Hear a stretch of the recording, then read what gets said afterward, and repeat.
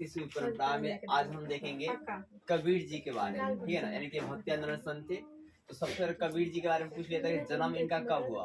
तो 1440 में। कब हुआ? 1440 में। ठीक, ये लगभग है, ठीक है ना, करेक्ट नहीं है। क्या कहा हुआ? वाराणसी काशी में हुआ। कहा जी? वाराणसी और काशी हुआ, ठीक है ना। कबीर जी का जन्म क्या? वाराणसी और काशी। वाराणसी या काशी, ये खासकर ज्यादा बार पूछा गया है कि कबीर जी का जन्म कहाँ हुआ था। तो ऑप्शन में बनारस रहेगा तो बनारस मारेंगे, और ऑप्शन में काशी रहेगा तो काशी मारेंगे।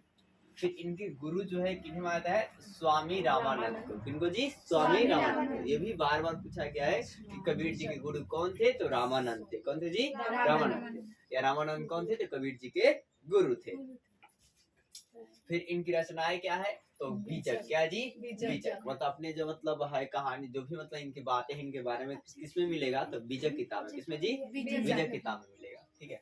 अब इनकी मृत्यु भाई कब हुई? लगभग 1510 में। लगभग 1510 में। कहाँ हुआ? तो मगहर में। कहाँ हुआ जी? मगहर। मगहर कहाँ है? यूपी में। कहाँ है जी? यूपी।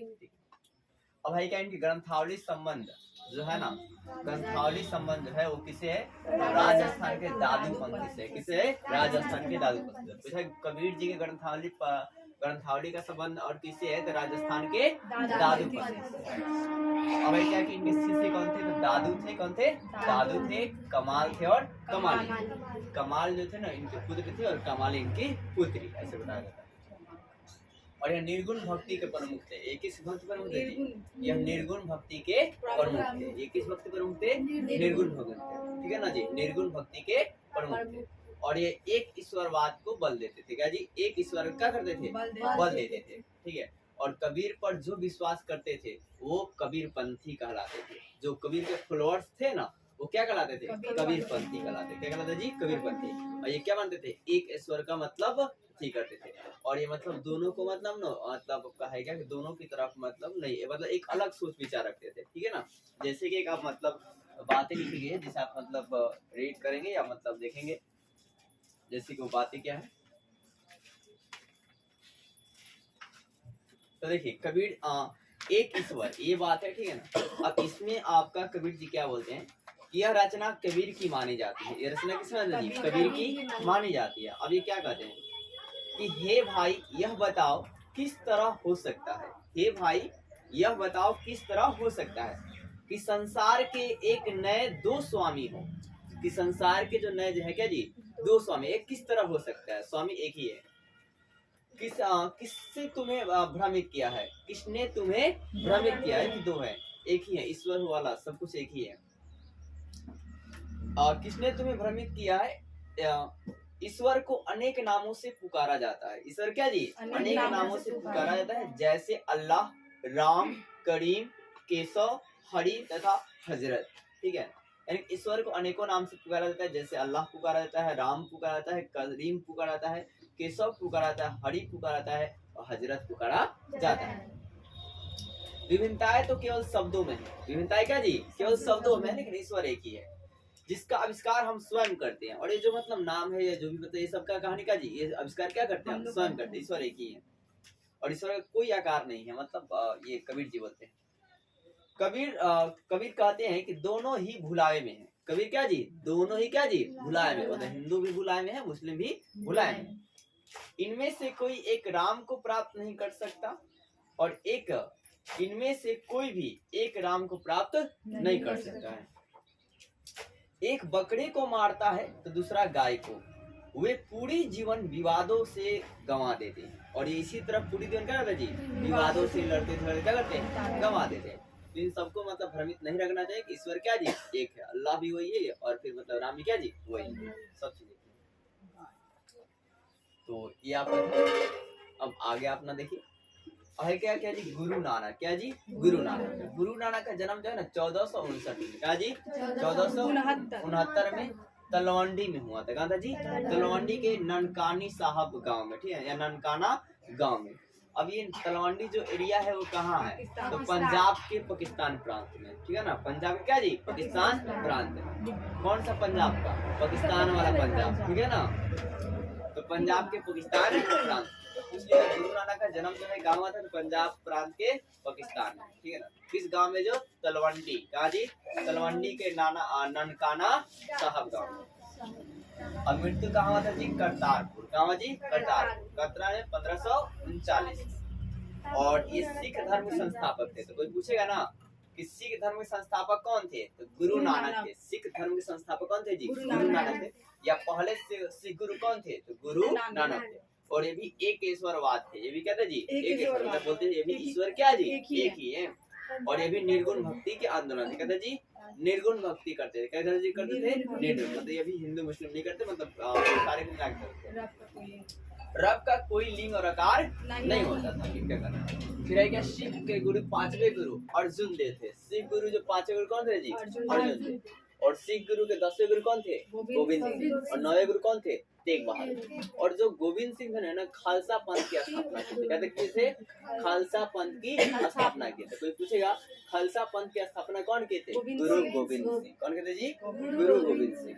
और ये खालसा पंथ की ये क्या था, तो पवित्रों की सेना, कहते जी पवित्रों की सेना था, ठीक है।